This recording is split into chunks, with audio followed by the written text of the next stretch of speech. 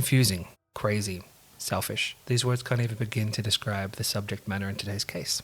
When Sherri retells her story of kidnap and torture, you can't help but think about what she must have gone through and how she survived. But sometimes reality is wilder.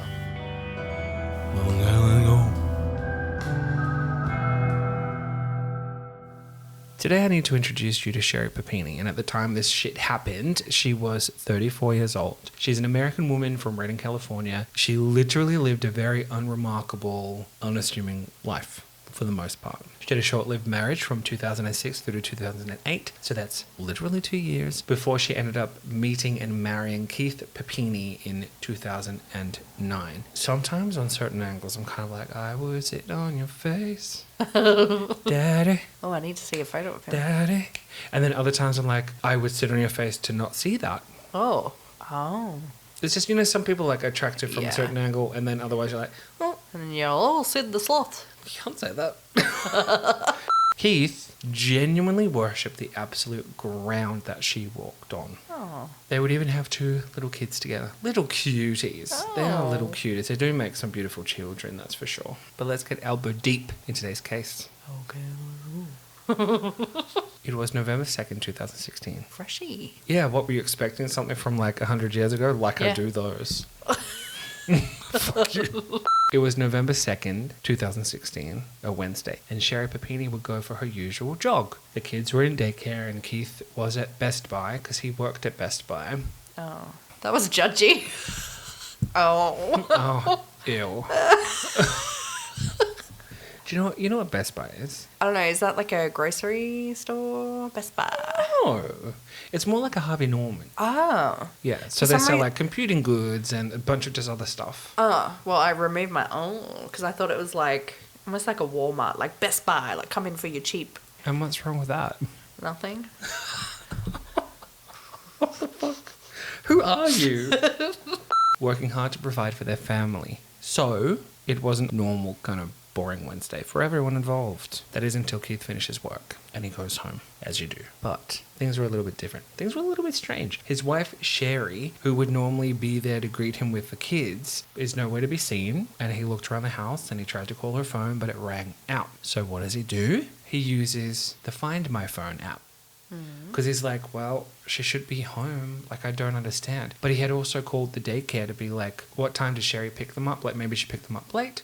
Yeah. And she was out doing something, so she'd be home later. And the daycare were like, your kids are still here. No one came to grab them. Oh. Nightmare, right? So then he does this Find My Phone thing. And apparently he sees the phone show up at the end of his driveway. But it's not there because they just have like bad signal and stuff. So he ends up leaving his house to go and find it in the car. And he drives over to an intersection. It's an intersection of Sunshine Drive and Old Oregon Trail. And he can't see her, but he can see the phone kind of pinging on the app. So he gets out of his car and he sees that there is Sherri's phone sitting on the ground with her headphones and a chunk of her hair just sitting on top of it, like it had been ripped out of her head. Jesus. Everyone got together, there were searches, the whole 9 yards. So that was like her husband and local community searching for at least like a lead, but for all intents and purposes, Sherri was gone. She had vanished. Yeah. So at this point, they believed that she had either been kidnapped or worse, murdered. And I don't know if you saw on the screen before, that was her and her husband. No, I didn't. Yeah, like the angle I saw, I thought it was a little girl. It was Sherri. Okay.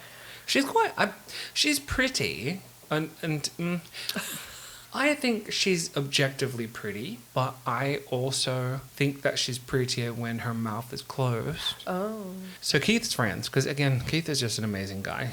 His friends put together a GoFundMe for them, and it was literally like the Bring Sherri Home Fund. Yeah. And they raised like almost $50,000. Holy shit. To like help bring her home, which I was like, that's wild. They either have money, yeah, or just a lot of people cared about the two of them, which I think was really cool. Yeah. And I'm actually going to orient this case like a little bit different today, and I'm going to give you some good news. Sherri was battered. That sounds bad. I'm going to give you some good news. Even though Sherri was battered, bruised, and much, much thinner than she was when she was last seen, she did actually survive the ordeal. And here is a snippet from the 911 call that came in when Sherri was found. Ew. Hi, I have an emergency. There's a lady on the side of the road. She's chained up. She needs an ambulance. Do you know where you are? No. Are you chained up? Yes. Take a deep breath, sweetie. Who chained you up? Do you know the person or were you kidnapped? That's the only snippet I actually have that I could find. That gave me Goosies? Yeah, I don't like it. Yeah. Just her voice. It's quite shocking. Yeah. That call was recorded on the side of County Road 17 near I-5 in Yolo County, which is where she was located. What had actually happened is a female driver had witnessed her on the side of the road, like trying to wave her down. And listen, I'm not even mad. I would have done the same thing. Like, I've watched too many post-apocalyptic films, bitch. Yeah. I'm not getting out my car so you can kill me. There's always a decoy. Always. Help me. And then you get ambushed. Yeah, correct. No. So this lady saw it and was like, ugh. So she drove past and she called the cops while That's she was what in the I'd do. car. Yeah. She ended up feeling bad. Apparently, she reported like later on that she wished that she had done more. Well, you don't know the situation. But you did what you did. Yeah. At least she called. The person who actually stopped was a truckie. It was a truckie who pulled over and... That's nice. Because he's obviously not... He's a fucking truckie. Apparently, the report from the first lady who drove past said that she saw a blonde woman waving around a brown flannel shirt, trying desperately to get help. Oh. Anyway, so the Shasta County Sheriff's Office responded to the call and cops were sent out to investigate the report. And that's where they found Sherri badly bruised and bound by restraints but otherwise alive. There was like a chain still tied around her waist. Oh. She had her wrist, I think, was connected somehow to the chain. I don't know if it was by like another chain or a zip tie or something. Yeah. But very emaciated lady, but again, otherwise alive. So she was taken to a hospital outside of the county and she was treated for non-life-threatening injuries. A report was made of the injuries which were sustained, and it included extensive bruising to her arms, legs, face. She had also been branded with something biblical on her shoulder from the book of Exodus, chapter 21, verse 16. Now, the verse reads, "Anyone who kidnaps someone is to be put to death, whether the victim has been sold or is still in the kidnapper's possession." What? Yeah. And so not only would that have hurt, but that doesn't make a lick of sense. You're branded by the kidnappers, citing Exodus 21:16, that they should be killed. It's just weird. Like, I don't know. Being branded, though, man. What the fuck? There would be like many different statements given and taken, some of which were to try and jog her memory to get more information. Others were to make sure that the retellings lined up. So, of course, in like most situations, you'll have, I mean, you've watched interrogation videos, you'll have an interview that happened on one day and then the investigators might come back the next day or a couple of days later or a week later and ask that same story again. Yeah. Because they want to know if, one, the story that you told the first time lines up with the story you're telling them today, but then also you've had a little bit of time to kind of, I don't know, like calm down, come back into like this reality that you're safe, that it's okay. Unlock some little... And it may unlock some things and then Yeah. you can clearly recount what happened. So, I mean, it makes sense to me. So on that note, let's get into Sherri's recollection of what happened on November 2nd. The morning was normal, literally nothing out of the ordinary. Sherri made breakfast for the kids before taking them to daycare. She fed their chickens. They have chickens. I want chickens. I love chickens. She cleaned the house. She sent a text to her husband asking for him to come home at lunchtime to have sex. Oh, I mean, if you can get it in. Yeah. Well, because I watched like one of the first interview that she did, she had to go through all that stuff. She's like, it's embarrassing. I don't even want to tell you. She's like, but the only time we really get together now that we have the two kids is if Keith can come home at lunchtime and we just get to have our own little dates and stuff. And she's like, yeah, like we usually have sex, but... Also, as a mother, getting the kids ready and doing that, just text your husband, oh, let's have a quickie. Good on you, girl. Get Yeah. it, girl. You're getting it in, and that's wonderful. She started wrapping a present, but then ran out of tape. So she got annoyed and changed clothes into her like running gear because she had recently started running again. She used to run a lot, but she had to stop after she got some Baresti implantes. Oh. So she had to stop while she did some healing. She was told it's probably not a good idea to do that because you might tear some shit or whatever. So she had to stop, and she was kind of just at the point now where she could get back into it. She said she'd been doing yoga and like little bits of exercise to, which I honestly don't understand. She's so skinny. Even before that, she just has a beautiful build. Yeah. So I'm like, but maybe that's why she has it. Yeah. I don't know. Anyway, she also has new boobies now too, so that's great for her, even better for Keith, you know?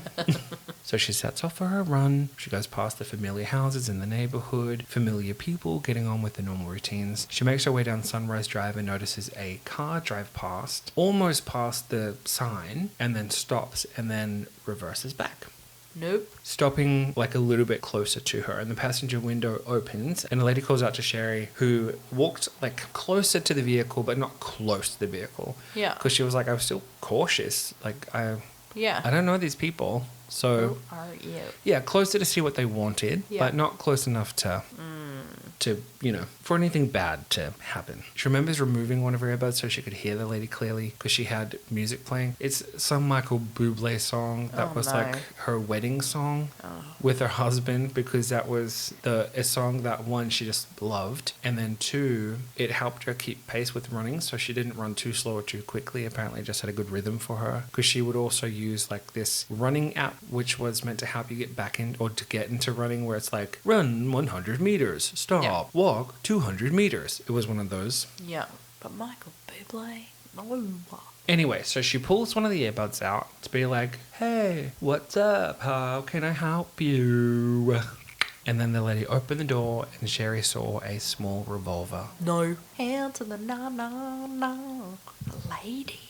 Escandalo. It's funny you actually say escandalo, which I'll get into in a second. So Sherri remembers crouching down, but in her words, it wasn't a crouch. Oddly descriptive over this little bit, which I was like, what? Yeah. But it was like she got down into a crouch, but it wasn't like a crouch, and her knees weren't touching the ground. Yeah. It was like a squat, and then I believe she this is the other thing that didn't really make sense to me, but it doesn't go into it. But she took her the other earphone out. Yeah. And she put her phone down on the grass. She was the one who put it down there. Yeah. She's very distressed when she's retelling this story, but in her own words, she had ripped her own hair out. And I don't know if she had put the things down and then ripped it out, or did she rip it out as she was taking the earphones out? Yeah, because maybe she pulled it a bit too hard. Maybe. Yeah. But then she was also talking about how she was stressed or upset with herself because what she should have done is just get up and run. Like she was like, I should have turned around and just ran, and I didn't. So she mentions like in this first interview that she pulls her hair out twice, but again, there's just not a lot of information in there. So I'm just assuming that it was just maybe an accidental thing. Yeah. Then the lady points the gun at her, but she says, we don't want to kill you. Okay. So there was like a driver and a passenger. Yeah. And it was the passenger who pointed the gun and said, well, we don't want to kill you. So if you don't want to kill someone, then I guess it's kidnapping, maybe sex trafficking. Yeah. Or, I mean, we know for a fact she didn't die. So could it have been, I don't know, were they planning to maybe take like harvest organs originally? Yeah. Was it for the sex trade? Like what was it? Especially when it was two ladies who took her. Two ladies. Oh, which is weird, yeah. Two Hispanic ladies, which is why I laugh like a scandalo. Shit. That's odd. Like, you don't... I know women can do it too, but it's... Yeah, normally, like, It's a less woman likely is bait. Unless the women are working for the man. And Yeah. they're like a decoy or a ploy or something. Yeah. Because you feel safer naturally, because we know that men are predators. Not all of them.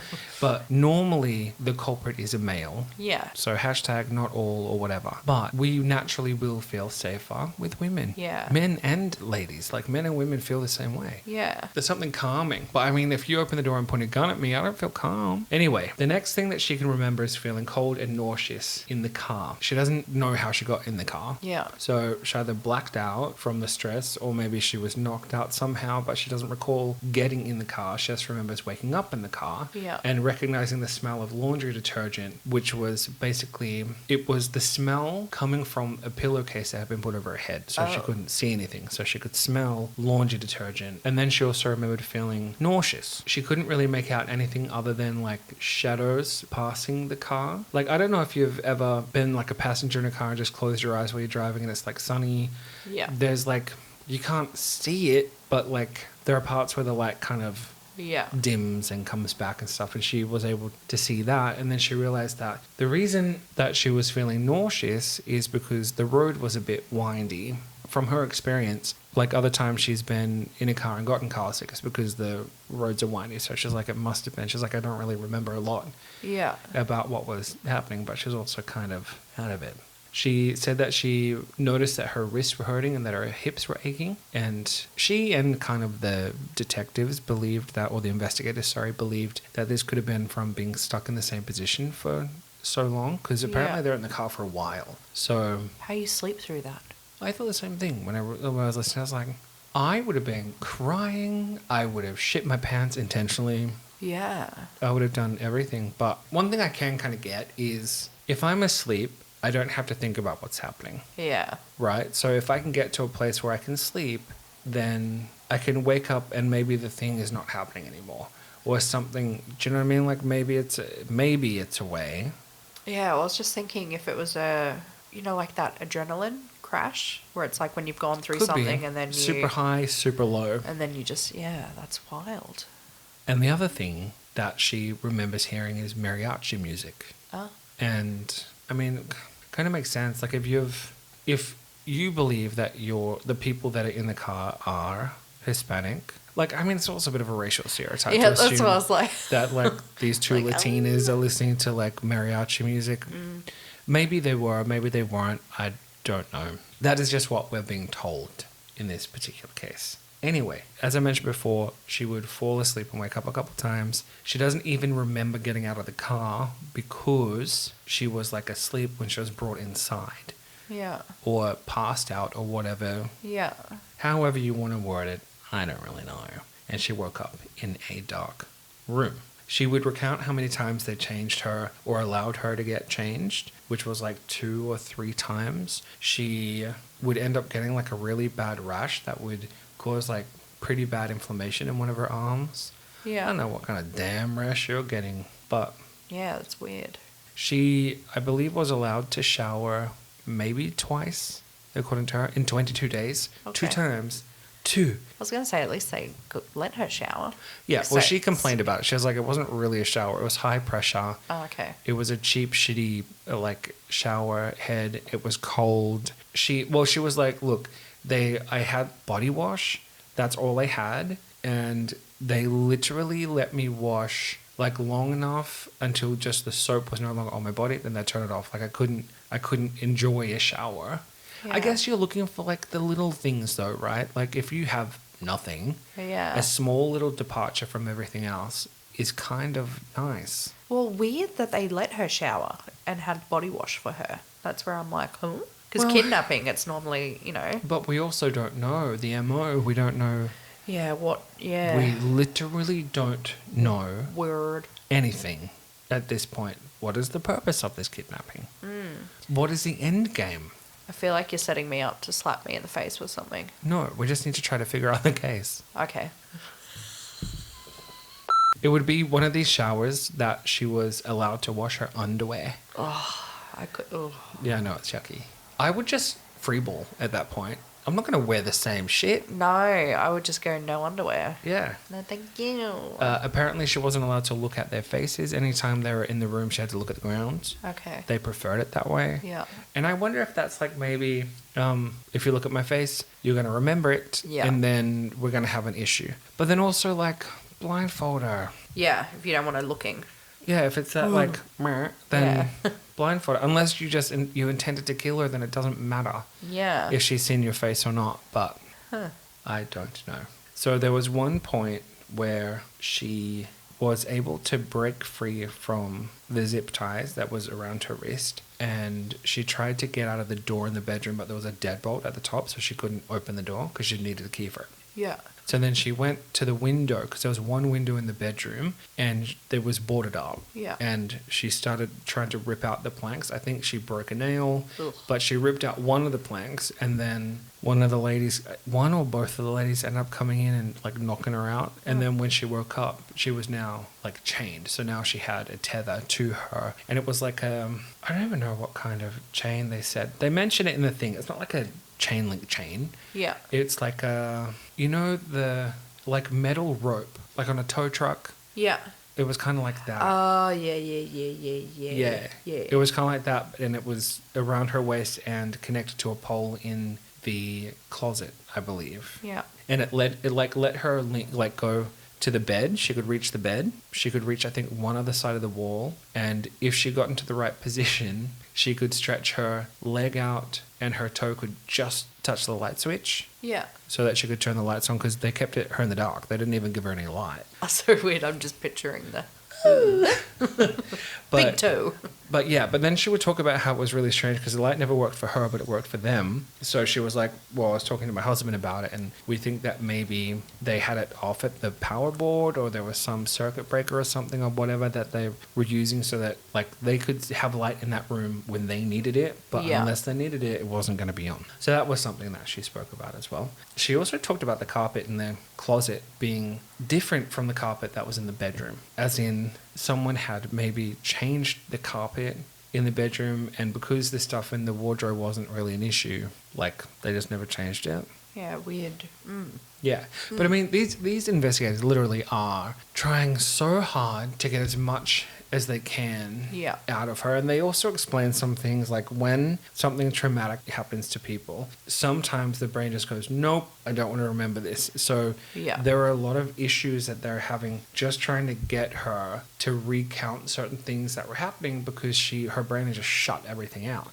Yeah. So she was like, I literally can't remember. And then he gave her this technique where it's like, okay, well, sometimes I use this and I recommend other people use it too, that if you're having trouble remembering it from your eyes, imagine that you're a bird and you're sitting on a beautiful tree or a beautiful fence, whatever, and you're looking down at this scenario as it's happening. What does the bird see?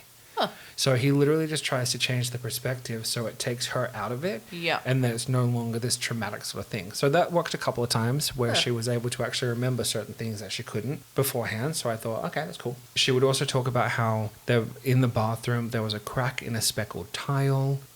She would talk about how thin the walls were. And she would, again, just talk about the chain that was, or the metal rope that was around her waist and connected to the pole. She spoke about breaking a nail, trying to loosen some screws. She even pulled out a screw that was in like a power socket, and she was trying to, I don't even know how, but she was trying to somehow use it to like cut through the metal ropey thing. Yeah. Which did not work, obviously, because it was like metal. It was not going to work. Gave it a go. Oh, yeah. She could smell the different types of wood that was being burnt. She can't identify what the wood is, but she's like, sometimes it would smell a certain way, other times it smelled different. I could smell when it was different. Yeah. And I wonder if that's maybe just because her senses had kind of been dull, like the lights are off, you're in the dark room. Like, you know how they say, like, if you lose one sense, the other ones get heightened. I wonder if maybe it's that. Yeah. She could also hear the handle of the wood burner as it would open. It would make that iron kind of noise. So there were certain things that she was remembering, including like a very specific looking table, which is not like one that you would normally see in any other house. Sherri would then talk about 2 different times that she was burnt with the soldering iron, which is when she got branded. Yeah. And she would also talk about how they cut her hair off because she used to have like long blonde hair, and then when she was found, it's like a bob. Like they just went, nah. Why? I just don't know. Yeah. And they're also like threatening to send it to her mom or like to her loved ones to be like, we're going to send this, or we're sending a message. What the fuck? The telling of these accounts are filmed. And something that I love is that it's the first time I've ever seen an interview in high resolution and not in one of those shitty corner camera CCTV things. Like it is almost 1080p. Like it's good. So I recommend to watch it. Hearing it from me is one thing. Hearing it from her is like a different thing. So I would recommend that if you get a chance to see it, you should. And you should. Yeah, I will. And kind of like you said earlier, there was a part of me originally that was like, oh, did the husband do something? Yeah. Did he? But there was literally no one working harder than her husband to try to bring this shit to light and find these captors and do this kind of stuff. When you watch this interview, he is so doting. He senses that she needs water, so he gets her water and opens the bottle for her so she doesn't even have to do it herself. He makes himself smaller so he takes up less space so she doesn't feel threatened. He just does like a lot of stuff. Yeah. Like good stuff. Yeah. There are times that she might not know what a word is or may not be able to describe what something is properly, but Keith is literally there. He will look it up on his phone and be like, did it look like this? And she'll be like, yeah, oh my God, that's exactly what it was. So very in tune. Oh, he was looking at everything. He's like, wait a minute. He's like, do you remember on that asked a question she wouldn't have an answer for it? She couldn't remember. And he'll be like, no. Do you remember? He's like, it's really important. Like, do you remember when you came home and we first spoke about this, you told me that this, and he remembered everything. Like he committed it to memory, dates, everything. Good on you, So, Kate. yeah. And like I said, I would sit on him. Can't wait to see them.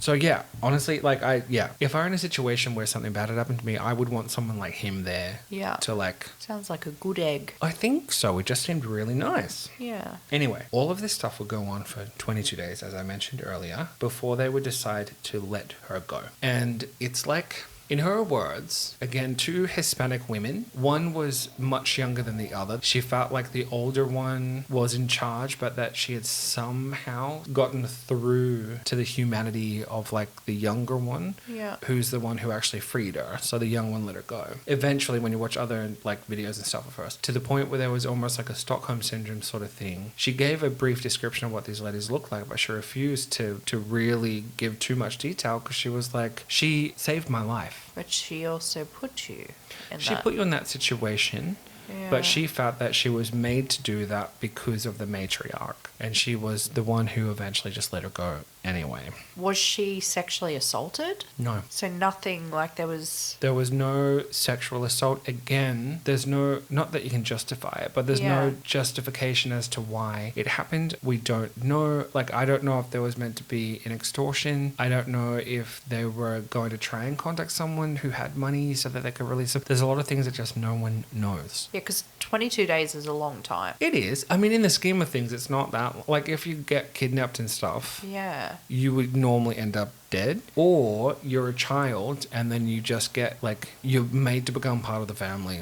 Do you know what I mean? Whereas this is like a 34-year-old woman. It's just like, It's weird. I could also imagine though, like looking at her, I could imagine that there would be perverts out there that would have been like sex trade. Yeah. Like, that would make sense. Anyway, so eventually, as I mentioned earlier, she would end up getting dropped off at the side of County Road 17 near I-5 in Yolo County. And what we're trying to figure out is, who are these women? What did they want with Sherri? And what were they planning to do? Were they going to kill her before they had a change of heart? Were they going to sell her into sex trafficking? If so, why would they cut her hair? Yeah. And why would they brand her skin? You would want to take care of something that you're going to be trying to sell to the highest bidder. Sorry to Yeah. make that sound so grotesque, but No, but yeah. it's also a mystery, right? Yeah. Only it's not. I fucking knew you were doing this shit. I was like, motherfuck. Because this never happened. What? Turns out that Sherri is a massive racist who hates Latino people. She was even found to have submitted a blog on a pro-skinhead website about Hispanic people. So it kind of makes sense that these captors, who didn't actually exist, were Hispanic women. The fuck? What? I hate you. What? Yeah. So what happened is Sherri had reached out to her ex-boyfriend, James Reyes, Fuck off. someone that she had kept in contact with since December 2015. So for a little while, right? She had been telling him that her husband had been abusing her. So James is going to play Captain Save-A-Ho. He drove almost 9 hours from Costa Mesa to get her in Redding, California, Yeah. to drive her back to his house. Yeah. There are elements of truth there. She did fall asleep on the car ride. So that happened. You know. Her hips probably did ache because it was a nearly 9-hour drive. It was a long drive. Yeah, so she was taking bits of truth, and that's What? scary though, and infusing it through the actual conversation. What the fuck? This crazy bitch. It gets better. What the fuck? Yeah. I wish everyone could see my face. It's that wild ride you just took me on. Yeah, it was great. You're so welcome. So wait, she has a brand on her. Fuck me. Just you wait, sunshine. Oh my Just god. you Now fucking wait. now I know what it feels like. James's cousin even said that he saw her no less than 2 times on this occasion, when she was missing, when her face was on the news, when they were looking for her at his cousin's house. He saw her there. But what you doing there? Yeah. She also convinced James, because here's the thing. Both parties say that nothing sexual happened between the two of them. Yeah. But he was under the impression, I believe, that they were going to look at picking up the relationship again because of how she had been talking and stuff, but she never had any plan of ever doing that. Yeah. What the fuck? Like, was she bored? What the fuck? I don't know. But she did convince James, the ex-boyfriend, to smash her legs with a hockey stick so that she would get bruises. Because she wanted to look battered from being... Her end game was to go back to them. And that's what doesn't make sense. She's just a big liar. So and that's why she ended up with bruises everywhere, because she would get him to abuse her. And he was like, at first, like, you crazy. what? And for some reason, she convinced him to do it. Like, so she would have bruises, like, literally all over her body. Her nose was swollen, everything, because she would do some of the stuff herself. But she kind of got him to do other stuff with the hockey stick. It just doesn't make sense to me. She's crazy. Yes, she is. She is. Like, do we find out why she did this? Please tell me we find out why. What the fuck? She even made him go to Hobby Lobby Hobby Lobby. and buy a soldering kit so that he could brand her skin for her with Exodus 21:16. She chose the passage herself, which is why it didn't make sense to begin with. Because why would a captor say that captor should die? It doesn't make sense. Like, if you're going to do it with something like skank bitch or gringa or pinches puta, I don't know. Do something. You sure her name's not Jodie? Fucking crazy bitch. I actually think, okay, difference is Jodie, like, savagely murdered someone. This lady didn't. But I think that this one's lies far outdo. The county were searching for her. Yeah. The people that loved her were able to raise $50,000, almost $50,000. There were FBI involved. There were... Yeah, the resources that would have gone into... Yeah. Far out. There was just a lot. So her, to me, she's worse than Jodie Arias apart from the murder thing. I wish she never... It was Travis? Yeah. I wish she'd never done that, because I reckon he had a nice soul. Yeah. And he wasn't bad to look at. Now, she's also a bit of a bitch, because she was like, you need to throw that soldering kit away. And him, being just a practical man, he was like, oh, but like, surely I can just use it. Like, maybe I want to do something later. I can just use that. She's like, no, get rid of it. Yeah. So against his will, even though he had to spend his own money to buy the thing, she made him chuck it out. Because I think it was evidence. Yeah. In her mind, she did not want it there at all. This guy should not have gone as far as he did with this. He shouldn't have been involved. He knew that she was married, but she manipulated him through the stories that she would tell about her husband. Yeah, but getting to the point of, hey, can you beat me with a hockey stick? Again, I don't know what she told him. I don't know what I've got bugs on my legs. Hit me. I'm not justifying him Yeah. partaking in whatever happened. What I'm saying is, I don't know. Like, people can really fuck with you psychologically. I don't know what she did, what she said Yeah, to how do convince you- him to do any of it. Weird. It's very weird. Again, both of them claimed that sex never happened. It wasn't a sexual thing. However, when they took her to the hospital and they took samples of everything and blah, blah, blah, they said that there was no sign of sexual assault at all. Yeah. And again, both of them stand by the fact that no fucking happened. Yeah. They did, however, find his DNA on her underwear. So I don't know how that works. What kind of DNA? They didn't say. They just found his DNA in her underwear. Yeah. Yeah. But, I mean, they didn't say it was spermatozoa. They didn't say that it was blood. They didn't say that it was bodily something. It could Yeah. have been his hair, for all we know. Like, Yeah. they just found his DNA in her underwear, which is actually how they're able to trace it back to him eventually anyway. Yeah. Because a lot of that stuff came out much later than the event actually happening. Huh. So it wasn't like it was just like a straight away kind of thing. But again, yeah, they both swear. I mean, we don't trust her. I trust him more because he did come out and tell everything that happened. There's a literal affidavit that I read through that is just so sorted and just tells you everything you need to know. Huh. It's really good. It was the sealed one, which is now unsealed. So I recommend reading it. If you haven't read them before, fuck me. They're good. I like them. But there is one good thing that the DNA does tell us.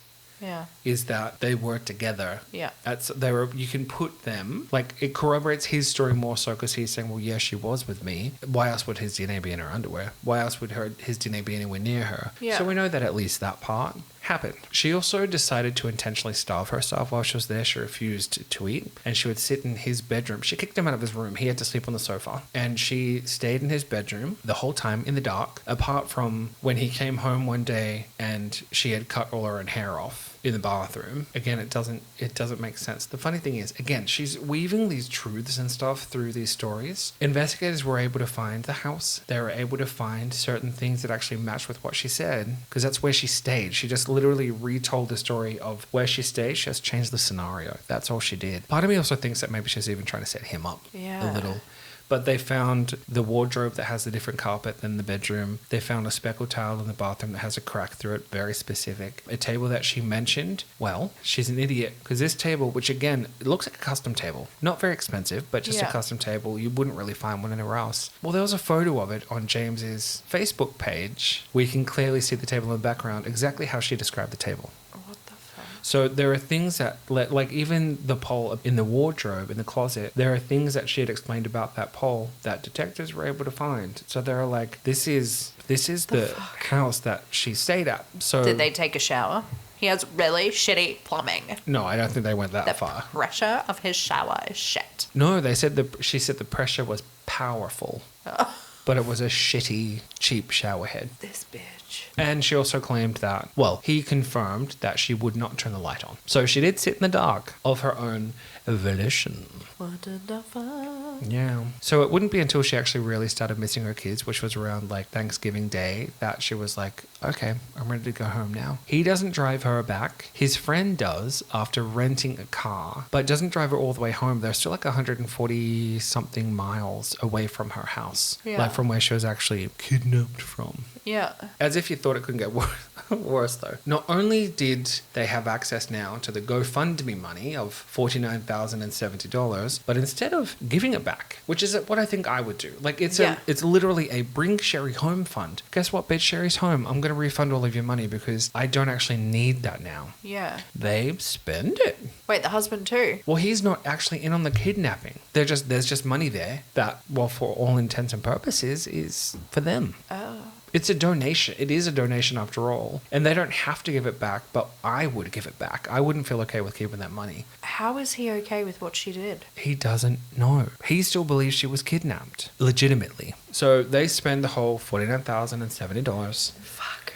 The husband is not in on this hoax at all. Yeah. Legitimately, he is trying so hard to find these people, so you know he's not. And he's more than cooperative with the detectives and the police and all that kind of stuff, the FBI. But again, they kept the money instead of giving it back. And it was used, like the only ones that I could track were like different payments on their own credit cards, like to pay off their credit card debt and stuff. Yeah.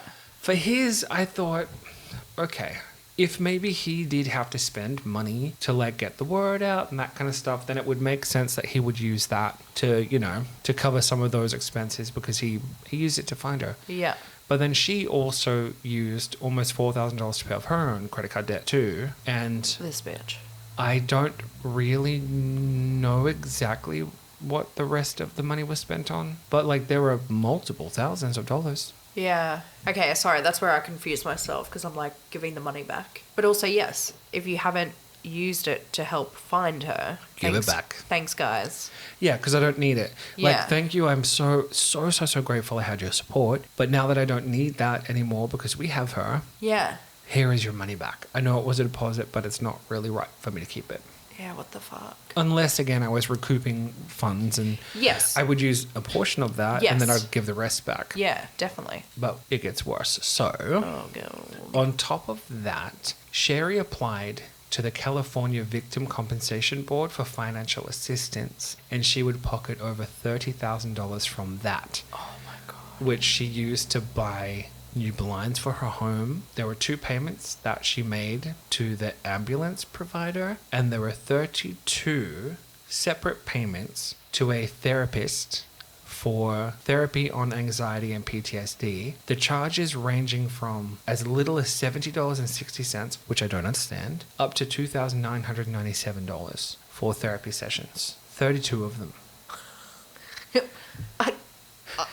I can't.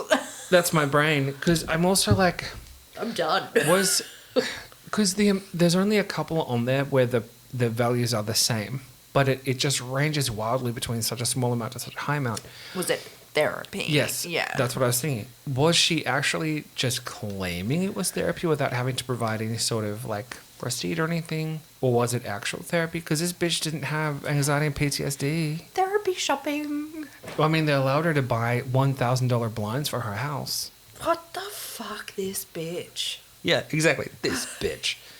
You really did fuck me in a different way this time, didn't you? Fuck me. I pulled the old Andrew and shoved it up your butt by mistake. Oh, fucking in for a wild ride. I nearly had a cry. So, oh, really? No. Oh, Because it shoved it up the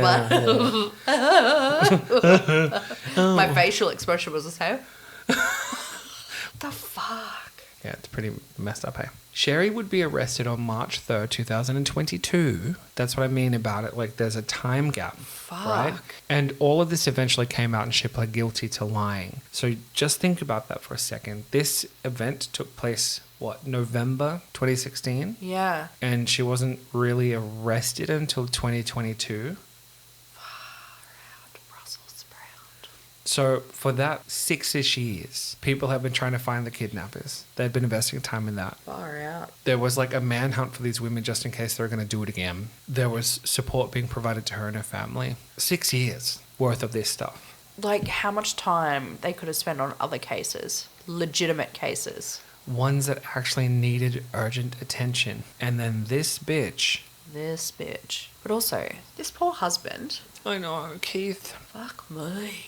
So Sherri Papini would be charged with making false claims to the FBI and mail fraud. And I actually think that the mail fraud part is just them just trying to tack some shit on. Like, fuck you, bitch. Good. Because technically, some of the checks, I believe, were provided to her by post. And the checks were obtained fraudulently. So mail fraud. Boom. They put the two together, and it's Good. not even a technicality. It's mail fraud. So she was able to be hit with that. The judge sentenced her to 18 months in prison, followed by 36 months of supervised release. But she was also allowed to leave on a bond, so a $120,000 bond. Yeah. Because they didn't believe that she herself was a risk to anybody else. And they're not wrong. She's not physically hurting people. She's not going to physically harm you. But her lies are pretty harming. I feel like she should have been served 6 years. 6 years, Agreed. She would also have to pay back the money that she had received from that compensation board. Good. Which is great. She also had to surrender her passport because she was not allowed to leave the state. Good. Yeah. All those other people should have sued her. Yeah, I would have. I would have. Fucking hell. I would have kidnapped the bitch for real. Yeah. This is a kidnap, bitch. Yeah. And then I would have just thrown her off a bridge. Fucking hell. I wouldn't actually do that. I would not do that. Just letting you know. I did not do that. So again, her husband genuinely 1,010 billion% was an innocent bystander in the whole thing. And he genuinely believed the words that his wife told him, even though she had been telling people around town that he had been abusing her for years. He still stood by this lady. And you can even see, and it's kind of heartbreaking, the moment there's an interrogation that's happening, and you can see the moment, the very second he starts to put some of these things together and he starts to see the truth, and he physically distances himself from his wife. Like, he's sitting in a chair near her. He just keeps pushing himself further and further back because he's like, fuck, man. Like, this dude believed her vehemently. This is why there's no more nice guys left. Yeah, Sherri Papini's the reason there's no more nice guys left. I mean, fuck them up like that. Jesus. It's true. But, I mean, also in saying that, it is gold and you should actually check that out. There's also a couple of fun little facts that I have very briefly. Her previous marriage, the one from 2006 to 2008, turns out she only married him because of his health insurance. He had really good health insurance and she wanted in on that. Oh my God. Yep. One of her previous boyfriends, after they broke up, she started telling people that he abused her. And it just looks like she has been plagued by issues of telling the truth. Like, it looks like from other things and other encounters she's had with people, she always wanted people to think that she'd been abused or beaten up, all that kind of stuff. Even the director of a youth program that she used to be in told the investigation team that they were scared of her because of how much she lied. She would just tell so many different lies. Can you imagine, like, lying so much it scared people? Yeah. That's like victim mentality, but what the fuck? Yeah. She would also self-harm and then report it to the police and blame her mum. The fuck? Is she mentally okay? Like, that sounds like there's something wrong there. Something is wrong with her. Yeah. For what the sure. hell? Yeah. And there are many, many, many documents to read and so many different videos to watch that have information into the investigation itself and other things that just didn't add up and that kind of stuff. So I absolutely think that it is worth having a look at. But otherwise, that is my episode today. I'm angry. Goodbye. That's fucked. See ya. See ya.